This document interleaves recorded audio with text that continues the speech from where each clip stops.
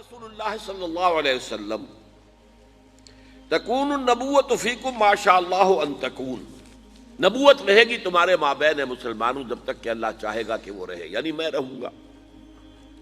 ثم یرفع اللہ اذا شاء یرفعها، پھر اللہ اسے اٹھا لے گا جب اللہ چاہے گا کہ اسے اٹھا لے، یعنی پھر میرا انتقال ہو جائے گا، نبوت ختم ہو جائے گی، اب تمہارے مابین نبوت کی برکات و سعادتیں نہیں رہے گی۔ ثم تکون خلافۃ علی منہاج النبوہ، میں نے واضح کیا تھا کہ حدیث کی اصطلاح اصل میں یہ ہے، خلافت علی منہاج النبوہ، خلافت راشدہ کی اصطلاح جو ہے وہ حدیث میں نہیں آئی ہے۔ پھر اس کے بعد ایک دور ہوگا خلافت کا جو بالکل نبوت کے طریق پر ہوگی، نبوت کے نقش قدم پر ہوگی، جو نظام میں نے قائم کیا جوں کا توں، بغیر کسی بال کے فرق کے وہ قائم رہے گا۔ فَتَكُونُ مَا شَاءَ اللَّهُ أَن تَكُونَ، پھر وہ بھی رہے گا جب تک کہ اللہ چاہے گا کہ رہے۔ ثُمَّ يَرْفَعُ اللَّهُ إِذَا شَاءَ يَرْفَعَهَا، پھر اللہ اسے بھی اٹھا لے گا جب چاہے گا کہ اٹھا لے۔ ثُمَّ تَكُونُ مُلْكًا عَاضًّا، عَضَّ يَعُضُّ کہتے ہیں دانتوں سے کاٹنے کو، کاٹ کھانے والی شے، عَاضًّا۔ فرمایا پھر اس کے بعد ایک دور آئے گا جو کاٹ کھانے والی ملوکیت کا دور ہوگا۔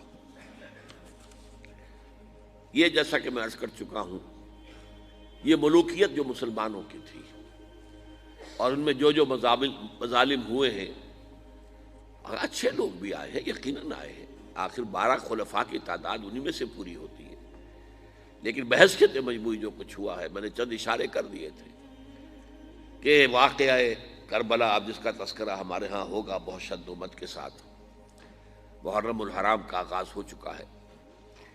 پھر یہ کہ واقعہ ہررا جو نہایت افسوسناک واقعہ ہماری تاریخ کا، جس کا کہ ذکر کرتے ہوئے بھی لرزہ طاری ہوتا ہے، مسلمانوں نے اور مدینۃ النبی کی حرمت کو ایسا بٹا لگایا کہ 3 دن تک کے لیے جائز ہے، حلال ہے، جو چاہو لوٹو اور جس کو چاہو ریپ کرو۔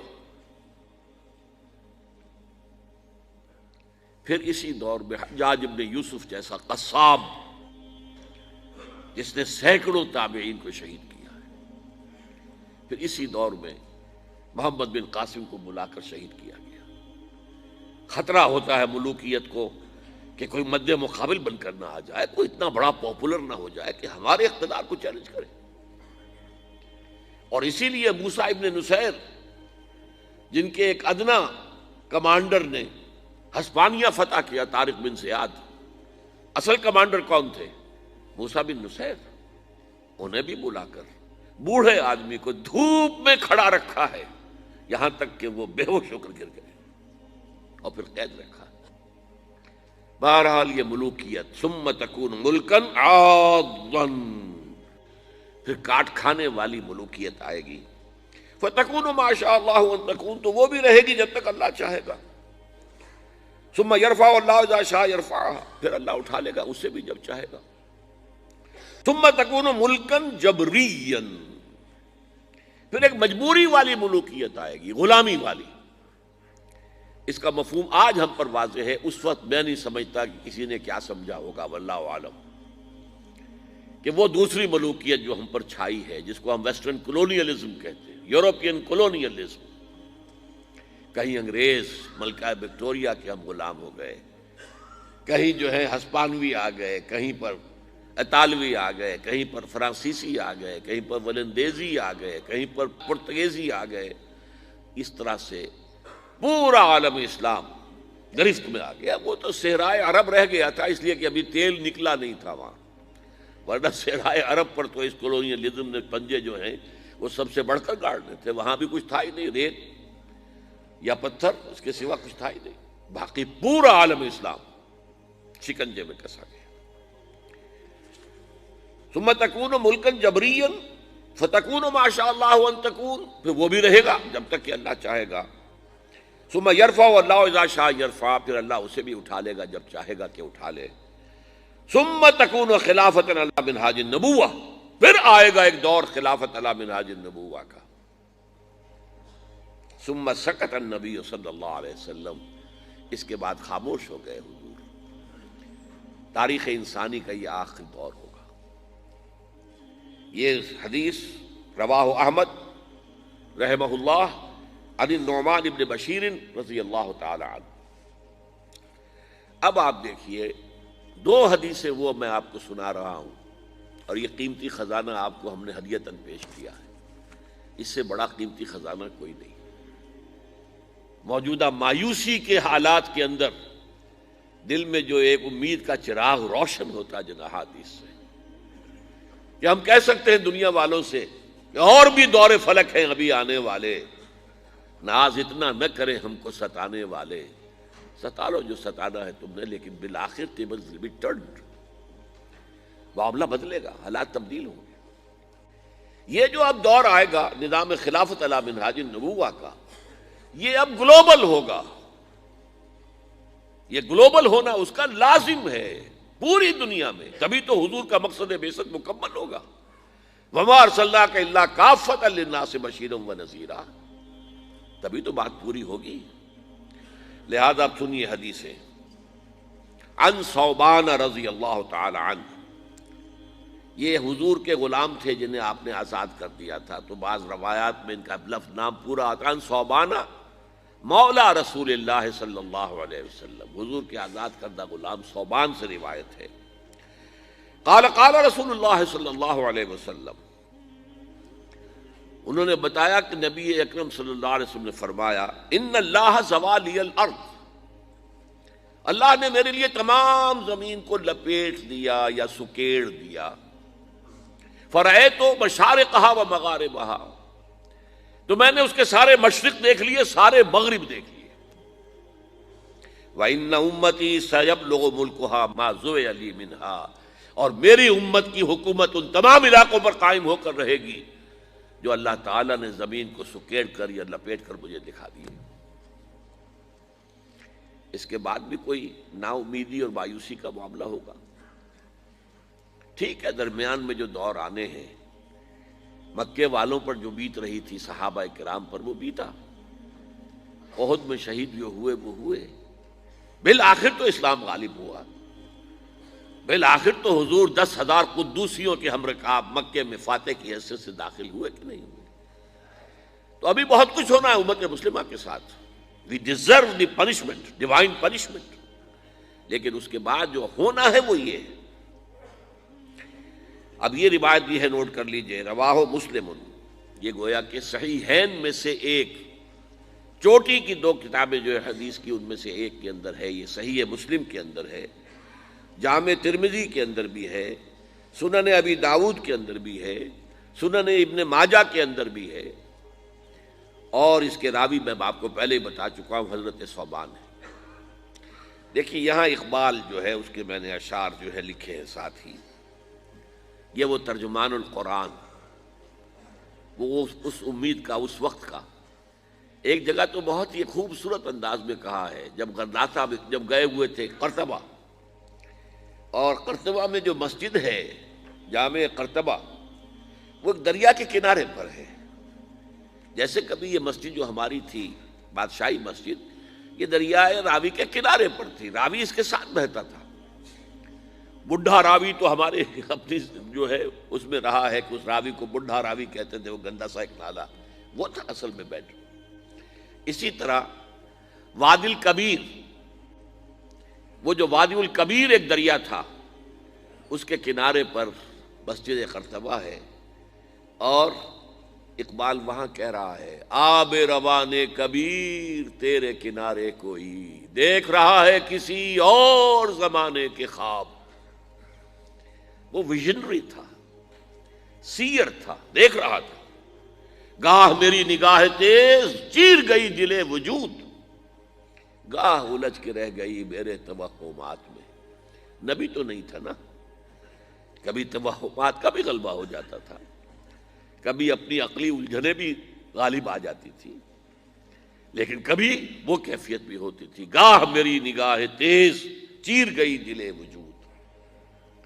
اب دیکھیے وہ کیا کہہ رہا ہے، آسماں ہوگا سحر کے نور سے آئینہ پوش، اور ظلمت رات کی سیما پا ہو جائے گی، پھر دلوں کو یاد آ جائے گا پیغام سجود، پھر جبیں خاک حرم سے آشنا ہو جائے گی۔ آج انسان اکڑا کھڑا ہے، اللہ کے سامنے سر بسجود ہونے کو تیار نہیں ہے، لیکن ایک وقت آئے گا پھر دلوں کو یاد آ جائے گا پیغام سجود، اور پھر جبیں خاک حرم سے آشنا ہو جائے گی، حرم کی مٹی پر جا کر، حرم کے فرش پر جا کر یہ جو میری پیشانی ہے لگے گی۔ انسانوں کی آنکھ جو کچھ دیکھتی ہے، لیکن یہ کون سی آنکھ ہے؟ یہ اندر کی آنکھ ہے، جس کو وہ خواب کہہ رہا ہے کہ آب روان کبیر تیرے کنارے کوئی دیکھ رہا ہے کسی اور زمانے کے خواب۔ آنکھ جو کچھ دیکھتی ہے لب پہ آ سکتا نہیں، محو حیرت ہوں کہ دنیا کیا سے کیا ہو جائے گی۔ پھر خلافت علی منہاج النبوت اور عالمی سطح پر آخری شعر پڑھیے، شب گریزاں ہوگی آخر جلوہ خورشید سے، جیسے رات دوڑ جاتی ہے جب سورج طلوع ہوتا ہے، شب گریزاں ہوگی آخر جلوہ خورشید سے، یہ چمن معمور ہوگا نغمہ توحید سے، اور یہ پورا عالم، چمن عالم جو ہے یہ نغمہ توحید سے معمور ہو جائے گا، بھر جائے گا۔ وہی جو آیت استخلاف ہم نے پڑھی اور اس کا پہلے ذکر بھی ہو چکا ہے، وعد اللہ الذین آمنوا منکم وعملوا الصالحات، اللہ نے وعدہ کیا ہے مسلمانوں تم میں سے جو لوگ واقعی صاحب ایمان ہوں گے اور نیک عمل کریں گے۔ یہ دونوں الفاظ یہاں نوٹ کر لیجئے، یہ میری گفتگو کے آخر میں پھر آنے والے ہیں۔ کیا وعدہ ہے ان سے؟ لَيَسْتَخْلِفَنَّهُمْ فِي الْأَرْضِ كَمَا اسْتَخْلَفَ الَّذِينَ مِن قَبْلِهِمْ، اس سے زیادہ تاکید عربی میں ممکن، لازماً ان کو خلافت عطا کرے گا دنیا کی، جیسا کہ ان سے پہلے لوگوں کو عطا کی۔ وَلَيُمَكِّنَنَّ لَهُمْ دِينَهُمُ الَّذِي ارْتَضَىٰ لَهُمْ، اور لازماً ان کے اس دین کو تمکن عطا فرمائے گا جو اس نے ان کے لیے پسند کر لیا ہے۔ اليوم اکملت لکم دینکم واتممت علیکم نعمتی ورضیت لکم الاسلام دینا وَلَيُمَكِّنَنَّ لَهُمْ دِينَهُمُ الَّذِي ارْتَضَىٰ لَهُمْ وَلَيُبَدِّلَنَّهُمْ مِن بَعْدِ خَوْفِهِمْ أَمْنًا، اور اس کا نتیجہ کیا نکلے گا؟ پھر شرک کا شائبہ ختم ہو جائے گا۔ یعبدوننی لا یشرکون بی شیئا، اس لیے کہ جب تک وہ خلافت قائم نہیں ہوتی شرک ہی شرک ہے، انسانی حاکمیت سب سے بڑا شرک، تاریخ انسانی میں اس سے بڑا شرک کبھی نہیں ہوا۔ انسان حاکم، ان الحکم الا للہ۔ پہلے کوئی ایک فرد دعویٰ کرتا تھا کہ میں خدا ہوں، آج پوری نوع انسانی اس کی مدعی ہے کہ ہم خدا ہیں۔ پھر جب وہ خلافت قائم ہو جائے گی، یہ ہم پڑھ چکے ہیں خلافت کہتے کسے ہیں، اللہ کی حاکمیت اور بندوں کی خلافت، جب وہ ہوگا تو شرک کا قلع کما ہو جائے گا، پھر ان کی بندگی خالص بندگی ہوگی، پھر وہ ہماری عبادت کریں گے تو وہ خالص ہوگی، ورنہ کیا ہے مسجد میں ہماری عبادت کریں گے، باہر جا کر کسی اور کا حکم جو ہے مانیں گے، کسی اور کا جھنڈا اٹھائیں گے، زندہ باد کا نعرہ لگائیں گے، کسی ایسی عدالت میں جائیں گے جہاں اللہ کے حکم سے فیصلے نہیں ہوتے، کسی ایسی پارلیمنٹ میں جا کر بیٹھیں گے ڈٹ کر اور ترا چڑھا کر جہاں اللہ کا حکم نہیں نافذ کیا جاتا۔ تو یہ تو ایک ملی جلی سی ایک عبادت ہے کہ مسجد میں بس نماز ہے، باقی تو بغاوت۔ لیکن پھر کیا ہوگا جب یہ خلافت قائم ہو جائے گی؟ تو یعبدوننی لا یشرکون بی شیئا ومن کفر بعد ذلک، جو اس کے بعد بھی کفر کرے فاولئک هم الفاسقون، یہ تو شیطنت ہے۔ اس لیے کہ ابلیس کے لیے یہ لفظ آیا ہے قرآن میں سورہ کہف میں، کان من الجن ففسق عن امر ربی، بغاوت۔ اس کے دو معنی ہیں، ایک تو یہ کہ جب یہ ہو جائے گا پھر بھی اگر کوئی کفر کرے گا تو اس کا مطلب یہ کہ وہ شیطان محض ہے، اس میں کوئی نیکی کا کوئی سوال ہے ہی نہیں۔ میرے نزدیک اس کا مطلب اور ہے، اتنا پختہ وعدہ ہم نے تم سے کیا ہے پھر بھی تم کمر نہیں کستے، نہیں کھڑے ہوتے اس کے لیے جد و جہد کرنے کے لیے، تو تم کفر کر رہے ہو۔ اتنا پختہ وعدہ، لَيَسْتَخْلِفَنَّهُمْ فِي الْأَرْضِ وَلَيُمَكِّنَنَّ لَهُمْ دِينَهُمْ وَلَيُبَدِّلَنَّهُمْ مِن بَعْدِ خَوْفِهِمْ أَمْنًا۔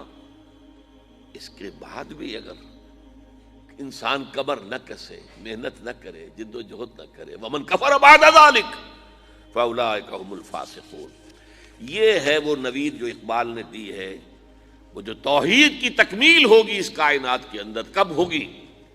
شب گریزاں ہوگی آخر جلوہ خورشید سے، یہ چمن معمور ہوگا نغمہ